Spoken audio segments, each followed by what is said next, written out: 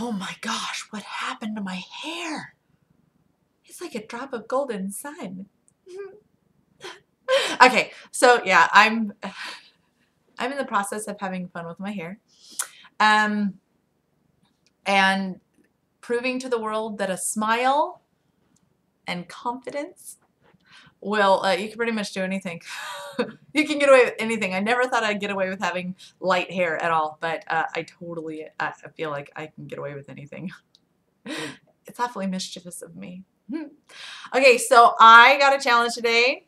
You will love this. I loved it. Let me read it to you. It is from Jeremy Baum, and he says, you mentioned advice giving in your last vlog. I would like to hear your thoughts about importance of advice, if important. If not, I would like to hear that too. And whether or not advice should be given at all, maybe at the expense of experiencing for one's self. I love this question. It is absolutely a great question. I have lots of thoughts on this, so it's going to go in a number of different places, but let me tell you. First and foremost, there are rules about advice giving.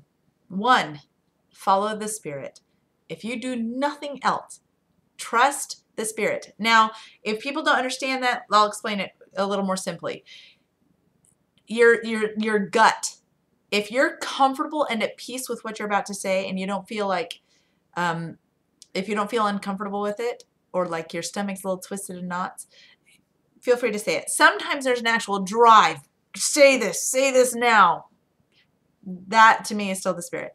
And other times you're like, oh, I really wish I could tell that person something, but I don't feel very comfortable about it. Then don't say anything, because it might be at a bad time. The second rule is listen to their body language. A person who starts to dart their eyes, or kind of tenses up their shoulders, or maybe starts to face away from you, folds their arms, follow body language. If they're not listening, it doesn't really do you any good to talk, so shut up. Not that sorry, I don't say shut up very often, but be quiet. Be quiet. Don't say that. Don't offer that advice, because it's like casting pearls before swine. If there's no value in it, don't offer it. There's no need.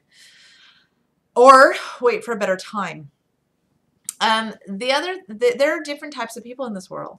There are the people who really like to offer advice all the time, even when it's not appropriate or warranted at all.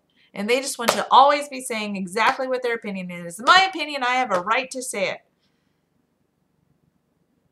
No, you don't. And then there are the people who you know have had the most amazing life experiences, and all you want is for them to share how they got to become how amazing they are with you. Don't hesitate to ask them. They'll probably offer their advice if asked. Now, there's a lot of people in between. I have a vlog.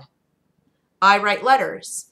I do things in a way where I like to set the advice there to be accepted upon readiness. I don't expect any money I don't expect advice back. I don't expect a reaction to my advice.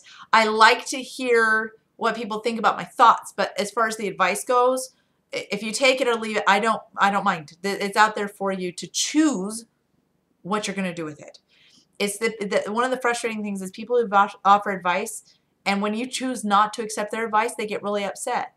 Well, it's kind of like lending money. If you lend money and you don't get it back, you're going to be really upset. But if you give money without expectation of return or reaction or any gratitude, nothing, you just give them money. Let people be who they're going to be. Give them that advice. Give them that beautiful piece of value, and let them determine for themselves what they're going to do with it. We don't need to change other people. It's not our job.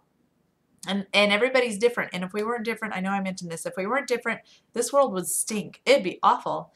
But we are different, and that's a beautiful thing. So listen to the Spirit. Listen to body language.